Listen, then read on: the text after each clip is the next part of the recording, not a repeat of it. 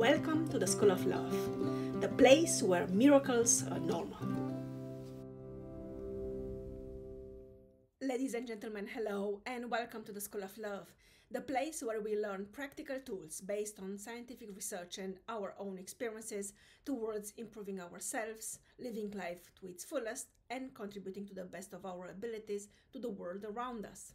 I am Dr. Maria Grajdian, and I am a professor of media studies and anthropology at Hiroshima University. In my free time, I am doing my best to guide you in building up a life of contentment, joy, and fulfillment while applying the lessons learned in school to overcome the difficulties, challenges, and insecurities of the real world. In today's video, I talk about the animation movie Ponpoko, the Heisei Tanuki War, released in 1994 by the reputed Japanese animation director Takahata Isao as his fourth animation movie and the third to be released with Studio Ghibli. Ponpoko, the Heisei Tanuki War, is regarded from nowadays perspective as a groundbreaking media product. I start with a brief introduction to Studio Ghibli and subsequently to Takahata Isao, followed by a succinct but profound analysis of Ponpoko, the Heisei Tanuki War. By the end of this video, you will have a rather complete, I would say, understanding of Takahata Isao's animation movie, Ponpoko, the Heisei Tanuki War, as well as its significance within the larger framework of Japanese, respectively global mass media. The realistic epos with an ironic ecological substrate, Ponpoko, the Heisei Tanuki War, or in Japanese, Heisei Tanuki Gassen Ponpoko, became Japan's best film of the release year 1994, as well as Japan's nomination for the category Best Foreign Film at the Oscars of that year. In Ponpoko, the Heisei Tanuki War, the struggle for survival as well as for the preservation of one's own habitat and livelihood serves the purpose of becoming aware of the limitations and weaknesses within the threatened community, transcending the individual ambitions and petty fights among its members. The underlying lesson in Ponpoko, the Heisei Tanuki War, despite defeats and painful experiences, it is fundamentally important to keep on living and to allow the others to keep on living too, finds its continuation in Takahata's penultimate animation release, Ho Ho Kekyo, My Neighbors the Yamadas. Due to its ecological background, Ponpoko, the Heisei Tanuki War, conveys with warm, positive humor the message that harmony is never an absolute state and that moving along with the waves of time is perhaps the more suitable strategy rather than resisting it in an attempt to do the best out of one's given years of life. The pragmatic vision of the future allows the individual to develop or even to discover the ability to overcome the initial uncertainty and despair so that one can find the wisdom, strength, and insight necessary to adapt to new circumstances. Later on, in Princess Mononoke, directed by Miyazaki Hayao, the murder of gods, which goes hand in hand with the devastation of nature, again pursued and fulfilled by means of human progress and technology, is in fact the foundation on which the significance of human life, unique in its transience and beautiful in its transcendence, emerges and thrives. In the scene where Ashitaka first time encounters Sun directly, that is, where she tries to kill him and stops in the last moment, Ashitaka opens his eyes while lying on his back, with Sun pointing with his sword towards his forehead. Then he says, "Sonata wa utsukushi ikiro," or in English, "You are beautiful, live." This ikiro, or live, becomes the essence of their fight against the complete destruction of the world as it used to be. As stated by Miyazaki himself in an interview on the meaning of Princess Mononoke as a Japanese work of art, the motive of ikiro, or live, as the main message of Princess Mononoke is to be understood as it follows. The human being has this only choice, to keep on living while permanently thinking, what am I going to do from now on? This is the only way in which life makes sense.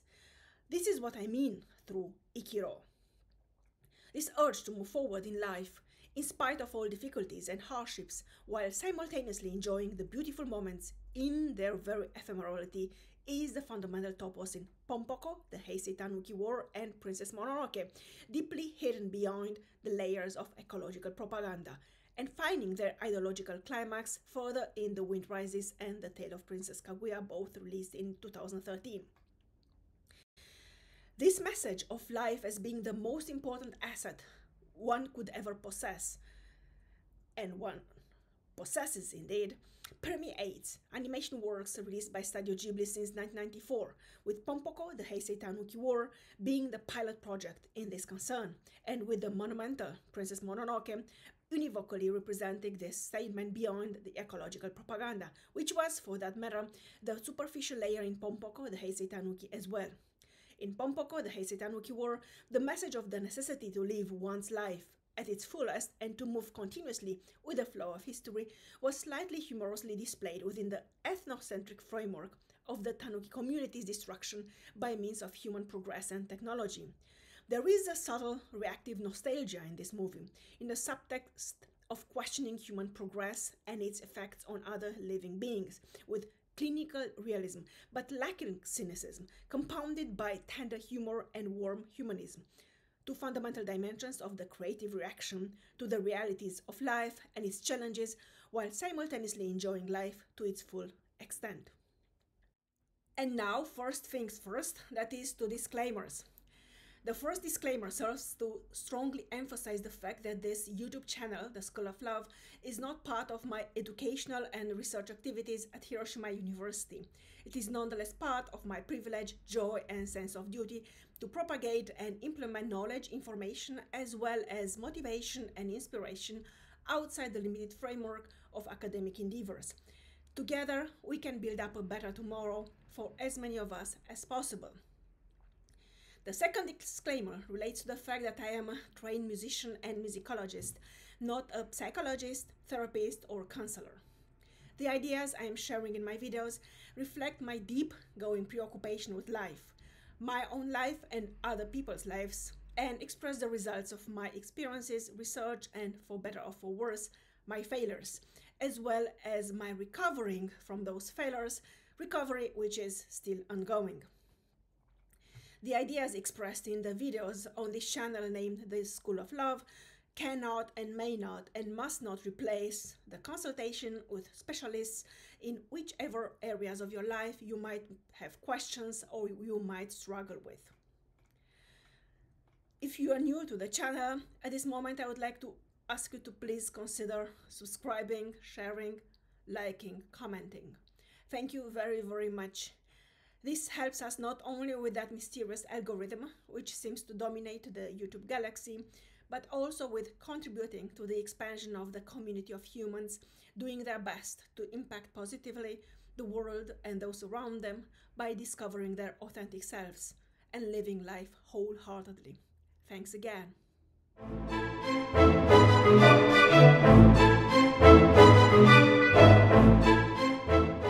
Within the international animation landscape, Studio Ghibli has become, throughout the past almost 4 decades, a symbolic icon of successful Japanese animation, which emerges as a constructive combination of aesthetic ideological visions and consumption-oriented compromises.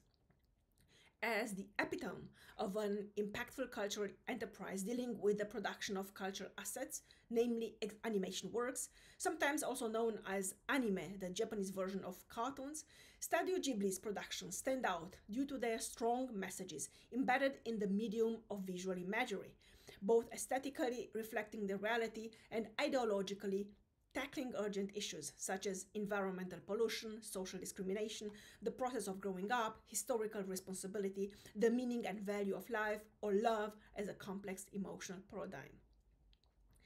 Since its foundation in 1985, with a stable location in Higashikogane in western Tokyo, Studio Ghibli has turned over the decades into a symbolic institution of the Japanese entertainment industry. The name mostly associated with Studio Ghibli is Miyazaki Hayao, born in 1942, who has collected the most recognition, but he is in fact solely a member of what might be called the Ghibli Quartet, consisting of Miyazaki Hayao, Takahata Isao, Suzuki Toshio, and Heisei Tanuki. The founding quartet included Takahata Isao, Miyazaki Hayao, Suzuki Toshio, and Tokuma Yasuyoshi, with the last two serving as producer and manager respectively. The composer Heisei Tanuki came later to join the Ghibli enterprise after he was discovered by Takahata and Miyazaki when he presented the music proposal for the first official animation movie released by the newly founded Studio Ghibli in 1986, Laputa the Castle in the Sky. Nowadays, one can talk of the Studio Ghibli in terms of an expanding Ghibli corporation, with the Ghibli Museum founded in 2001 and located in Mitaka, Tokyo, which was projected and built under the supervision of Miyazaki Goro, Miyazaki Hayao's eldest son. A real-life replica of Satsuki and Mei's house from the animation movie My Neighbor Totoro, released in 1988, situated on the Expo 2005 site in Nagakute, Aichi Prefecture, which was designed by Miyazaki Goro as well, and a long-expected Ghibli theme park in Aichi Prefecture opened in November 2022. Ghibli, written in fact G-I-B-L-I, means in Italian hot desert wind, and was supposed to have the effect of a fresh wind reinvigorating the framework of Japanese animation. Studio Ghibli was grounded, as I said, in the year 1985, mainly by the animation directors Takahata Isao and Miyazaki Hayao. Both grounders had already gathered experience in the field of animation and of the Japanese animation industry, which they subsequently employed in developing their own animation production company. Together with the so-called Takahata-Miyazaki combination, two more persons have been accompanying the Ghibli enterprise since its beginning and have been contributing to its astonishing success: the producer Suzuki Toshio and the composer Heisei Tanuki.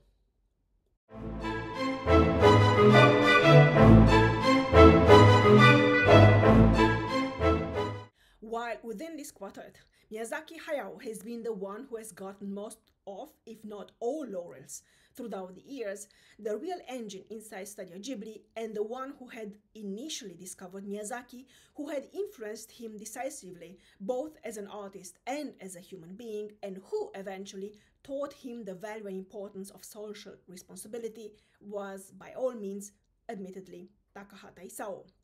A way more profound life experience, inner authority, insight into the human experience, diverse relationships, tireless perseverance, unbreakable assertiveness, goal-oriented persistence, and a very particular type of genius which enabled him to recognize the genius in others are elements which imposed Takahata Isao not only as the older colleague and main catalyst of Miyazaki Hayao, as well as the co-founder of the Ghibli enterprise, but also as the one who, far more than Miyazaki, has been actively witnessing the history of modern animation and cartoons, and tremendously impacted it both aesthetically and ideologically, while profoundly helped shape it through a huge corpus of animated works.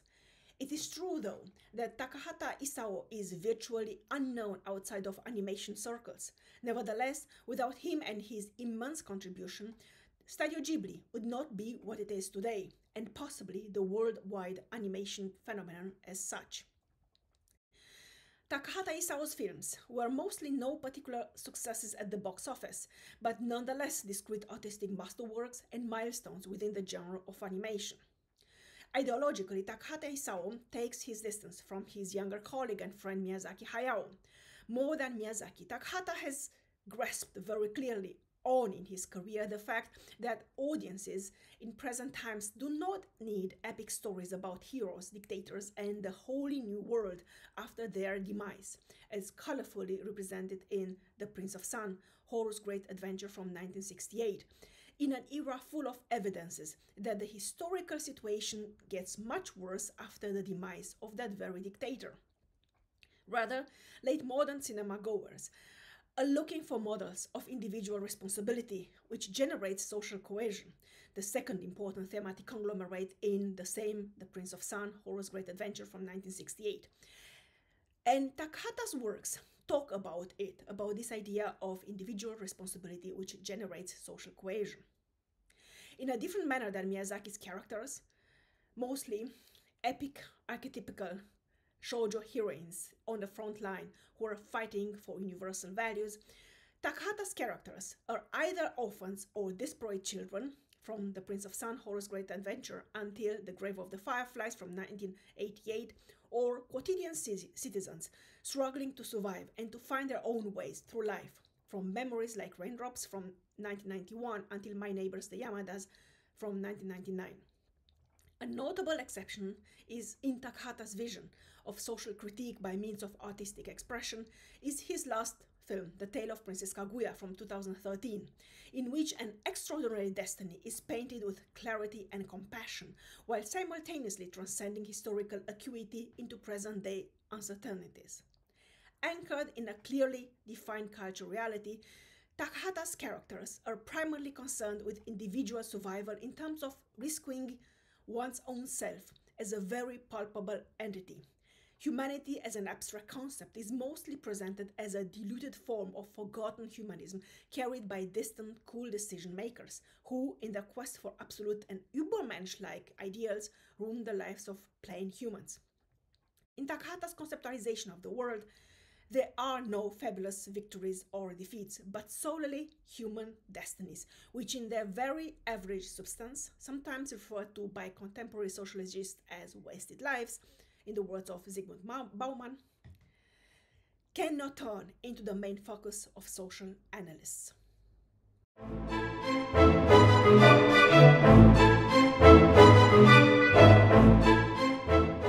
In Ponpoko, the Heisei Tanuki War, or in Japanese, Heisei Tanuki War, Ponpoko, released in 1994, Takahata Isao chooses Tanuki, which carry the Latin name Nyctereutes Procyonoides viverinus, as main protagonists to deliver powerful, profound messages to audiences already insensitive to current challenges and upheavals. At the first glance, the main theme seems to be the destruction of the furusato, or one's homeland, as a consequence of human action, seen from the perspective of the animals, unable to protect themselves efficiently from the human ruthlessness. As in previous animation movies, such as The Grave of the Fireflies, Memories Like Raindrops, or in subsequent animation works, such as Ho Ho Kekyo, My Neighbors the Yamadas, Ponpoko, the Heisei Tanuki War, is less a fantastic story with talking animals a la Walt Disney, and rather a realist representation with almost documentary-like accuracy. The fantasy elements serve to highlighting the dramatism of the unexpected layers of the secondary message hidden behind the conformist eco-surface, as to be shown later on, and to connect the contemporary world to the folkloric traditional beliefs. Takahata Isao employs in Ponpoko, the Heisei Tanuki War, some powerful creative strategies, such as the emotional ambivalence, the dynamic reconsideration of mythology, the earthy humor, the artistic expression of the spiral-like dialectics of cause and effect, the ethnocentric representation of worldwide nostalgias, thus relocating Studio Ghibli's aesthetic ideological position within Japan's soft power macro endeavors, and simultaneously outlining general features of a more comprehensive understanding of life and of folkloric tradition as media-related phenomena constructed in the stable stress ratio between economic political systems and socio-cultural individuals constituting those very systems. An important element in this concern is the ghost parade, patterned upon a centuries-old medieval concept of Yagyo, or, in translation, Night Parade of 100 Demons, displayed at the climax of the movie. It brings into foreground the effort to present tradition and folklore beyond their historical appearances with seemingly clearly defined levels of good and evil, but rather as highly personal concerns, deeply affecting individuals, both those directly involved and those peripherally affected in their quest for identity, acceptance, and love. The plot of Ponpoko, the Heisei Tanuki War, takes place in the Tama region of western Tokyo, which has been experiencing deep functional and urban developments since the 1970s. Ponpoko is a word used to reproduce the sound created by the so-called tanuki drum, or in Japanese tanuki tsutsumi. According to Japanese legends and myth, tanuki inflate their belly or their testicles, depending on version, and knock on it with their paws in order to scare wanderers and passerbys. Ponpoko, Ponpoko. On a side note, Ponpoko is the sound resulted from softly hitting a full belly in case of humans, or so the Japanese believe. Large rural areas have been deforested to make place for new housing facilities in Tama area in Tokyo, necessary on the account of the population explosion during the economic growth in Tokyo, and most of the hills and mountains in the Tama region were cut down and leveled out. As a result, the wild animals living in the forests on those hills and mountains were forced to leave the region due to the increasing lack of food and housing space. The tanuki in Ponpoko, the Heisei Tanuki War, live on the Tama Hills, west of Tokyo. The Japanese government, in reality as in the animation film, commissioned during the 1970s the construction of a completely new suburbia with housing facilities, schools, hospitals, supermarkets, and so on. This was the most important project of this type in Japan so far. The suburbia, stretching over the districts Tama, Machida, Inagi, and Hachioji, was called Tama New Town. The Tama New Town region is an immense surface with light forested hills stretching over 2 prefectures. A further animation movie produced by Studio Ghibli called Whisper of the Heart plays in the same area, the same region, and stresses some of the ecological topics from Ponpoko, the Heisei Tanuki War. The train station in Ponpoko, the Heisei Tanuki War, is Seiseki Sakura Gaoka on the Keio line. Particularly dramatic is the situation of the tanuki who find themselves driven out of their homes by the human population's urge for progress. There are innumerable folk tales, legends, superstitions, proverbs, and songs since times immemorial, which talk about the peaceful, harmonious coexistence between Japanese people and tanuki. Countless quotes and episodes from folk culture and beliefs appear in Ponpoko, the Heisei Tanuki War, in order to illustrate the long history which tightly binds the lives of the tanuki with the destiny of the humans. Moreover, consistent with Japanese folklore, tanuki are presented as highly sociable, mischievous beings, able to employ the art of illusion to change shape in all possible things. In the design process of his tanuki, Takahata embarks on a long journey back into the deep past of Japanese culture, where traditional folk beliefs of the power of the tanuki to change shape and to coexist with humans reside. Zoologically speaking, tanuki are raccoon-like mammals. In the Japanese folkloric imagination, they are lazy but cheerful animals who are able to change their shapes into all possible alternate figures. They do it as a game, and seldom, almost never, out of malevolence. Tanuki seem to enjoy good food and a leisurely life, and they can hardly ever become really malicious, a very important difference from foxes, or kitsune in Japanese, another shapeshifter in Japanese folkloric imagination. It is believed that tanuki can scare the humans by suddenly appearing in front of them in unusual forms, such as 3-headed serpents or a no-legged woman flying over the earth, or that they make more or less innocent jokes, such as transforming leaves into banknotes and handing them over to the gullible humans. One can see statues of tanuki everywhere in Japan, especially at the gates of temples and shrines, where they might often carry a barrel of sake, or Japanese alcoholic beverage. As a result of the strong deforestation and the brutal urbanization of the rural areas during the last decades, the real tanuki can be seen around the suburbs of the big cities looking for food. At the very beginning of Ponpoko, the Heisei Tanuki War, the audience catches sight of the tanuki deeply embedded in their simple life within a peaceful community in a small village with thatched roofs on the Tama Hill, while they practice the art of transformation. During the movie, the tanuki are able to fight courageously for the protection of their furusato or homeland, though Takahata keeps a realistic perspective so that Tanuki are only partially successful in their struggles. Gradually, despite the increasing aggressiveness and fighting spirit, the Tanuki lose the war and have either to move to the city, metamorphosed into real humans, or to move away in their natural shapes as animals. Indeed, the decision to take Tanuki as main characters of this mythical struggle for life and for self-preservation was motivated by Tanuki's ability to metamorphose and by their well-known benevolence.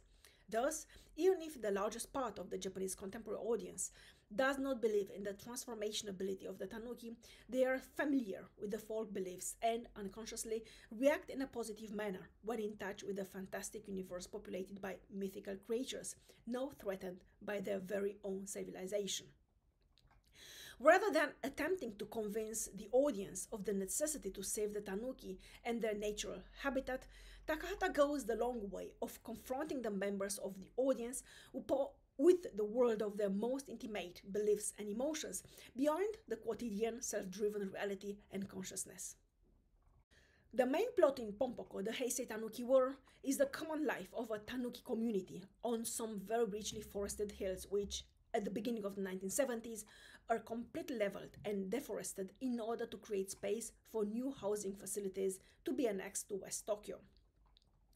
The Tanuki fight in defense of their homeland, but eventually they lose the war. The expansion of urban habitable surface and the absorption of the circumfluent rural area is accepted as an economic technical necessity due to the increasing population, though the brutal destructions generated by its practical execution lead to the questioning of its ethical effectiveness. Still, humor, positive description, and straightforward comments dominate the narration. The furry heroes are not presented as cuddly potential trophy victims, but as resolute, stubborn, kind-hearted rascals, possessing individual human-like character traits. They reproduce the human community, lost at the dawn of modernity, characterized by loose but reliable social relationships. Their humorous and oftentimes spectacular metamorphoses into all possible shapes, from stone statues up to almost perfect human beings with big rings under the eyes due to the great effort to imitate the human behavior, remind directly of the unknown mysterious sides of the nature. Conversely, humans are not portrayed solely as brainless criminals keen on destruction and plundering, but as ambivalent, disparate characters, torn between what they feel they must do and what they are told to do, and torn away by the waves of history. To this end, in the film, there are 3 visual depiction modes of the Tanuki, depending upon which role they are supposed to play in every scene, related to their environment and to the plot. Firstly, they can take over an anthropomorphic appearance when they are supposed to look like humans, so that the audience can identify itself as much as possible with the Tanuki, with their destiny and their struggle. In the movie, they appear mostly in this mode. Secondly, they are displayed in a more plain, manga-like manner with cute facial features and funny shapes, apparently inspired by the drawing style of the manga author Sugiura Shigeru. This is employed when they are organizing something strange, funny, or forbidden. And thirdly, they are represented very realistically according to their zoological nature, while being around humans and contrasting to them. Thus, Tanuki are either integrated in the late modern Japanese habitat as a reconstruction of the folkloric traditionally established past, via the anthropomorphic drawing style, or relocated within the contemporary context of popular everyday culture via the manga-like drawing style, the third representation mode being rather a stylistic necessity to differentiate between categories when the fantastic and the real intertwine. The expansion of the urban living spaces into the surrounding rural areas is recognized as an economic and population-related necessity. Simultaneously, though, it is questioned due to the brutality of the subsequent destruction, cynically seen as collateral damage in the name of progress and civilization. The movie's serious message is conveyed with what has become to be regarded as Takahata's in-house brand of warm humanism and tender irony. Even if it hurts, one must go with the flow of time and adapt to it in order to survive. One of the last scenes is highly symbolical in this concern. A young family living in one of the newly built housing facilities is extremely happy to see a couple of tanuki who got lost in the garden. The somewhat subliminally nostalgic atmosphere, reminding of those times when humans and animals used to live in harmonious togetherness, traverses the entire movie and brims over in this scene. While acknowledging the force of the nature, the humans recreate the beauty of nature, in the words of Takahata himself. Indeed, harmony is never a complete condition, but rather something changing with the passing of time, and it must be won over and over again from the turmoil of history. In the moment the Tanuki in Ponpoko, the Heisei Tanuki War, realize they are about to lose the very foundation of their existence due to the humans' advancement, they try with various strategies to hinder the humans' progression into their natural habitat. At the same time, Tanuki want to prevent humans from completely withdrawing from their environment, as this would mean the loss of available sources of food, so that in a first phase, they employ their ability to change shape into ghost-like appearances, faceless humans, twin ghosts, etc., which are intended to scare away the workers on the construction sites. However, new workers keep coming endlessly. After several more or less unsuccessful attempts to deter the humans from the continuous works on progressing into Tanuki's natural habitat, the Tanuki belonging to Tama community ask for advice from an 800-year-old Tanuki elder. This Tanuki master will eventually organize a final parade along the main street, with many Tanuki joining their forces in a desperate march, assuming all sorts of shapes and forms that are almost cut out of the painted scroll of Hyakki-yagyo. The term yokai is made up of two characters whose meaning is basically the same. Ayashi, which translates as doubtful, suspicious, suspect, unreliable, queer, unidentified, awkward. Therefore, an elusive formula that will not fall within a clear-cut category. Yokai is often translated in English as monster, spirit, goblin, ghost, demon, phantom, spectre, fantastic being, lower order deity, or more amorphously as any unexplainable experience or numinous occurrence. Although the word yokai is widely used nowadays, its coinage is relatively new, dating back to Meiji period, when Inoue and Ryo employed the term yokai gaku, or which is translated as monsterology, towards the end of the 19th century for the first time. Hyakki-yagyo is translated as the night parade of 100 demons. The notion of Hyakki-yagyo, also pronounced sometimes as Hyakki-yakko, provides a metaphor that transcends historical context. The idiom usually indicates a procession of numerous demons and yokai, not necessarily a distinct number, who flood the town streets in the dead of the night. The term also refers to the painted scrolls which depict such a nocturnal parade.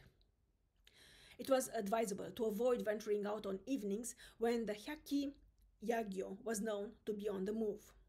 At the beginning of the final parade in Ponpoko, the Heisei Tanuki War, the narrator comments, "Transforming into yokai and goblins has always been a Tanuki strong point, but they needed to draw not only their latent energy, but also the hidden energy of the cosmos, fire, earth, water, and air.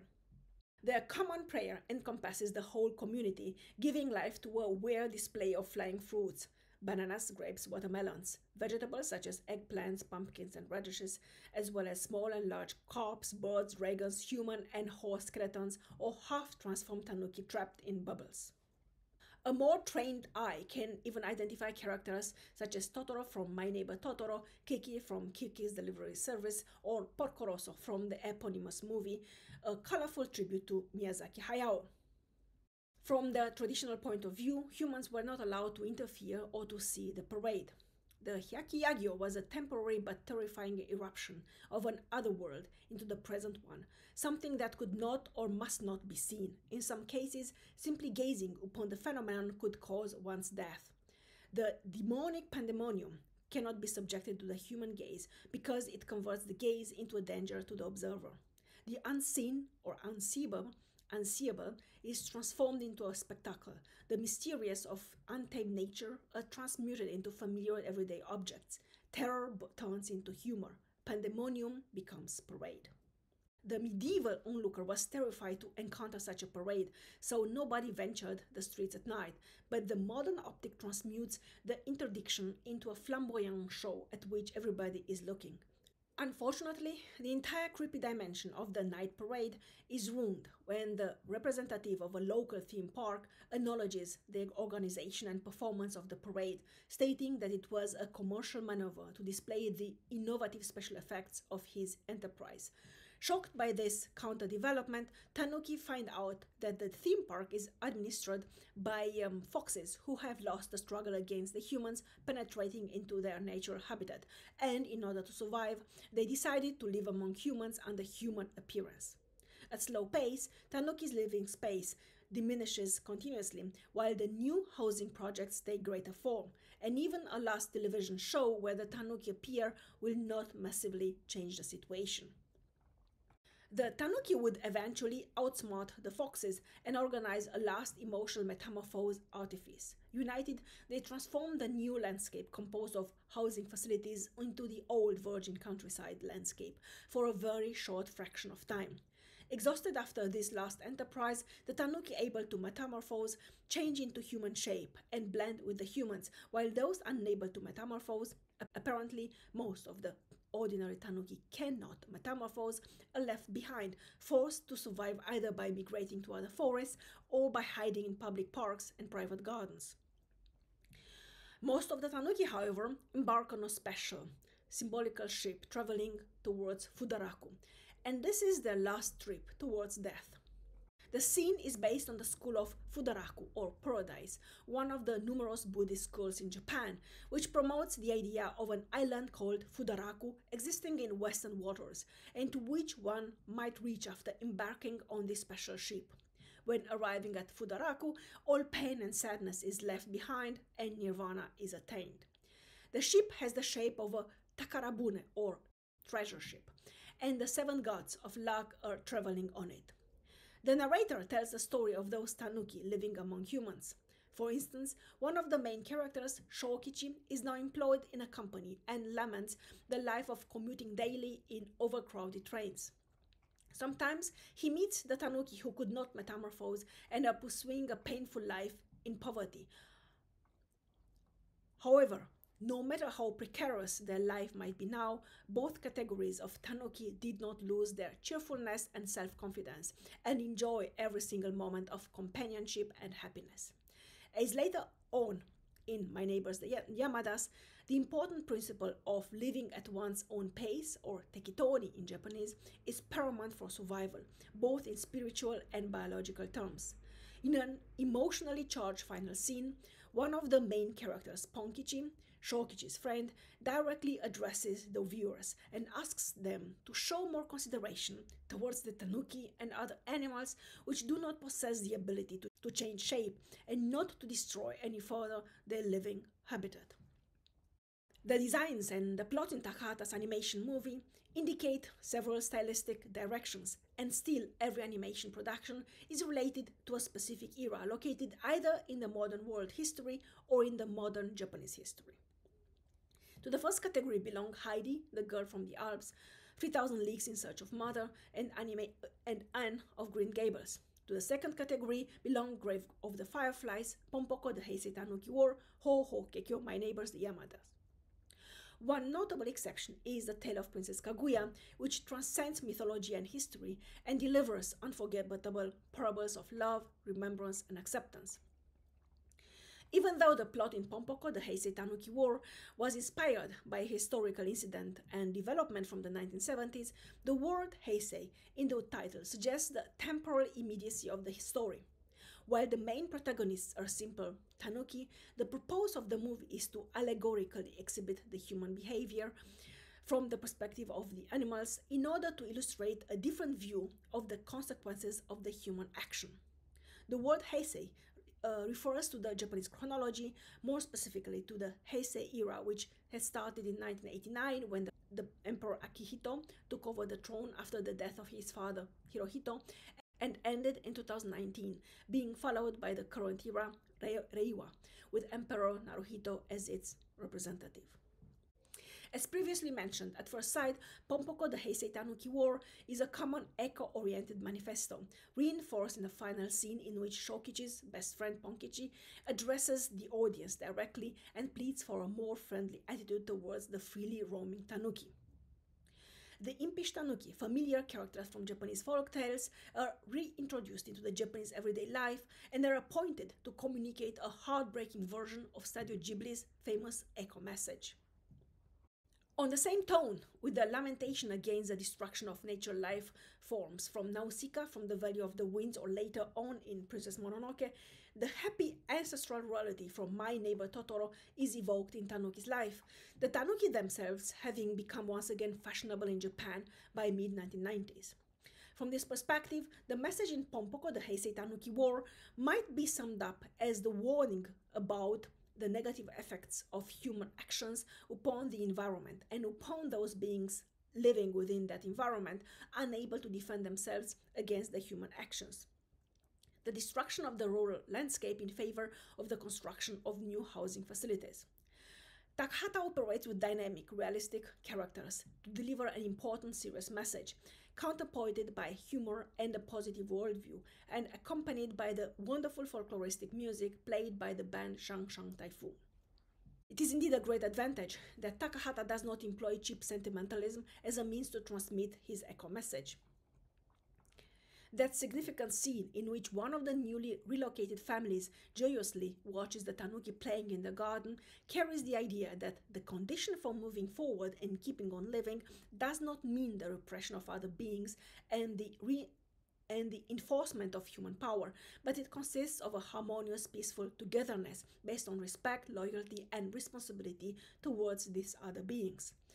Takahata's ecological worldview relates to an all-encompassing vision of nature and humanity as parts of a considerably larger, more complex whole, which cannot be grasped within this life's dimensions. However, there is a second, more subtle and more pervasive and less popular interpretation of the movie Ponpoko, the Heisei Tanuki War. Ponpoko, the Heisei Tanuki War, is a hymn of life, as the best asset one possesses and could ever possess. It is possible to go one step further and assert that Ponpoko the Heisei Tanuki War is for Takahata Isao what Princess Mononoke would be later for Miyazaki Hayao. The artistic analysis of that favorite spare-time activity of the modern human being, consisting of the destruction of myth, the killing of gods, the transformation of the holy into profane, and the dissolution of the magic, that is, carrying the netherworld into this world out of pure fun. The main problem in this endeavor seems to be the fact that the modern human being cannot replace the disenchanted world with anything else. Technology, science, or longer life expectancy cannot fill in the holes in the existence of modern social actors created by the loss and the disappearance of, or simply by the dissolution of, old folk tales and beliefs, fairy tales, myth, and ghost stories. As naive as they might have been, these old folk tales and beliefs, fairy tales, myth, and ghost stories granted magic and fantasy to the everyday life. In Ponpoko the Heisei Tanuki War, Takahata attempts to decorate the bleak and comfortless everyday life with light and joy by displaying a colorful version of existence, the existence of humans, of animals, and of nature, as something extremely valuable. Later on, Miyazaki Hayao will express the same idea through the voice of the leprous Osa in Princess Mononoke. Life is painful, life is hard, the world is damned, the human being is damned, and still we want to live. Even though the general tone of the movie speaks of a reactionary nostalgia towards the good old times when humans and nature still lived under more harmonious circumstances, this is foiled by a healthy dose of relativism, especially in the last scenes. There is the balanced, optimistic picture of a possible compromise between the old traditional natural familial world and the new innovative culture-oriented alienating space. The most important task is to keep on living. Thus, even the main victims, the tanuki, who were originally taken as examples of the classical community ideal with their clan-like structures and solidarity patterns, seemingly long lost for most humans, are portrayed at the beginning of the movie as a quarreling bunch with a carefree lifestyle much too luxurious on the background of the historic geographical situation. Not until they are confronted with a common enemy do they form alliances to defend themselves. Despite united forces, they lose the war eventually. Still, life goes on, even if some things are lost forever. One must live with one's time, accommodate to the passage of time, accept the passage of time, enjoy life with full energy, joy and passion, until the very last moment. This is Takahata's message. At first sight, the main plot and the most obvious message of Ponpoko the Heisei Tanuki War is the struggle of the Tanuki, who were the most affected by the deforestation and the clearance of the hills, to protect and preserve their homeland, or furusato in Japanese, from the destructive human forces. While describing Tanuki's life in the vanishing hills and forests, Takahata enterprises a long symbolical trip back in the deep past of the Japanese culture to those traditional popular beliefs connecting the humans and the Tanuki. It is well known, even in nowadays Japan, that humans and Tanuki used to live together peacefully, harmoniously, as reflected by old popular tales, legends, superstitions, sayings, and songs. The secondary hidden message of the film is the plea to live life at its fullest, as long as this is possible. The ability to pick out those moments that can convey a deep, meaningful purpose to the self and to enjoy them despite their ephemerality. Make the difference between a happy, fulfilled existence and an empty one, full of worries and regrets. The key to this secondary layer is the ghost parade at the climax of the movie, elucidating the force and the beauty of living one's life at one's own pace, within the history and the community. The symbolical incursion into the medieval imagery of Hyakki-Yagyo becomes, therefore, a highly stylized initiation trip, both for the performers and for the audience, leading to physical death, respectively, to spiritual resurrection. The general common consideration of Ponpoko, the Heisei Tanuki War, as an ecologist manifesto, with the Tanuki transforming themselves into eco-warriors, waging a holy war to protect the nature from the invasion of the human culture, is demystified as discursive propaganda. The elderly, the weak, and the poor have indeed no chance to win whatsoever. At the beginning of every battle, one can still close the eyes in front of this fact, but very soon it becomes obvious.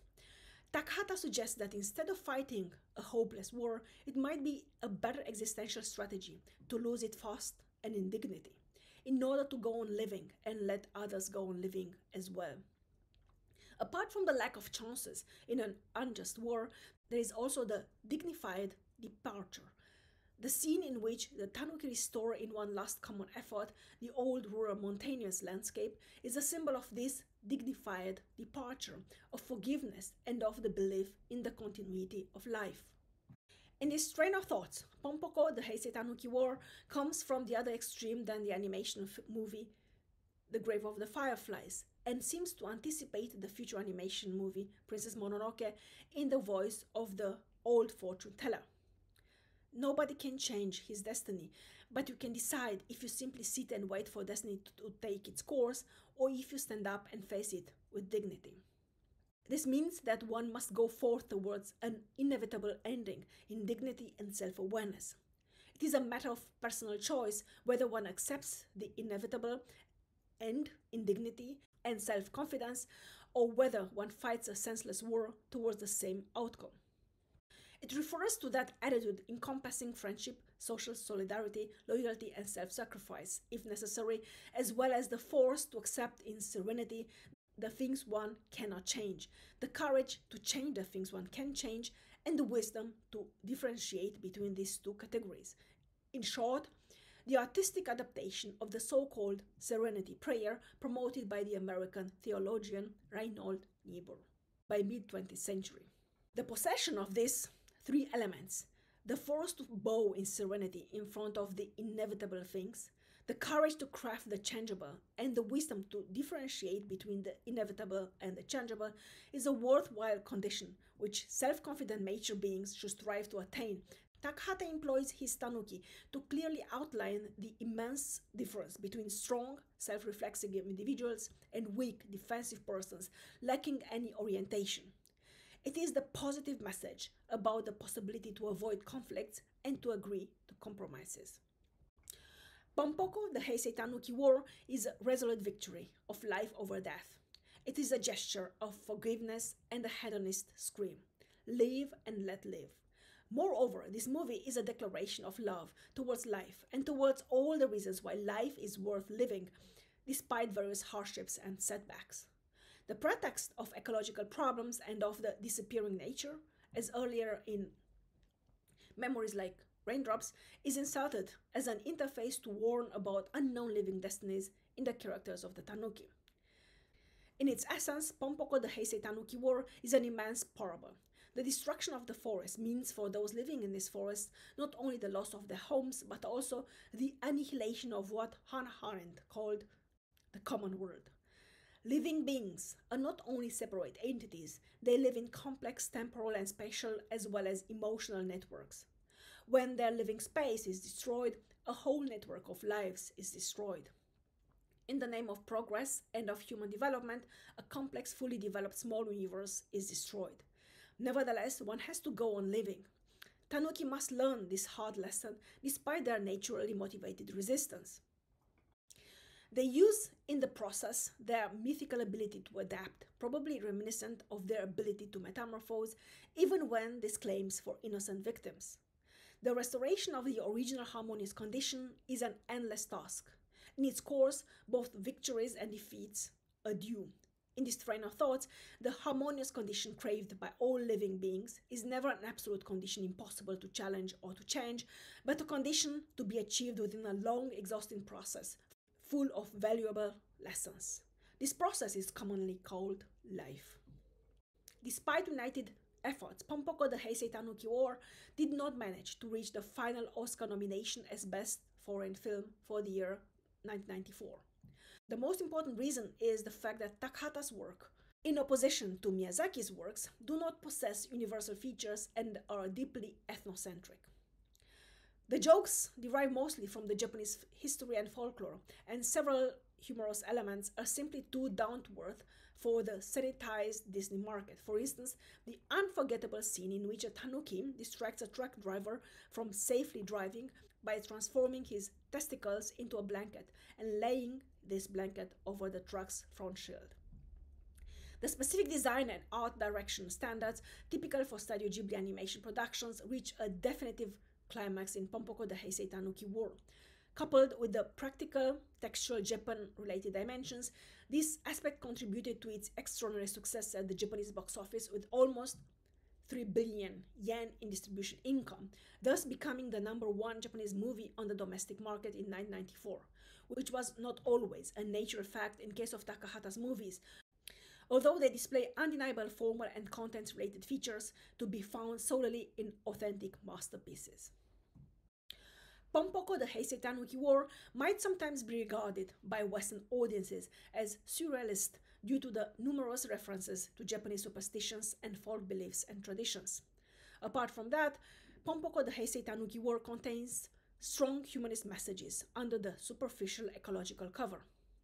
Takahata's animation movie is unique in its humorous display of serious problems and themes, and it goes far beyond the typical simplest, easily to digest framework of classical animation and cartoons productions which take entertainment as their highest priority. The animation as a genre and as a technique gains gradually, under Takahata's ideological and aesthetic supervision, the status of an independent, self-confident phenomenon.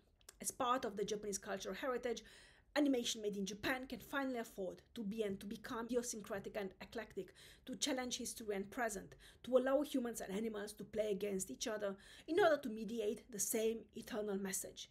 Life is the most important asset one possesses and could ever possess. Correspondingly, one must enjoy life to its fullest and must allow others to enjoy life to its fullest as well.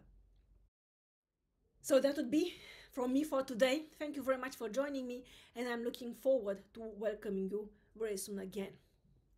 Love and peace to you all.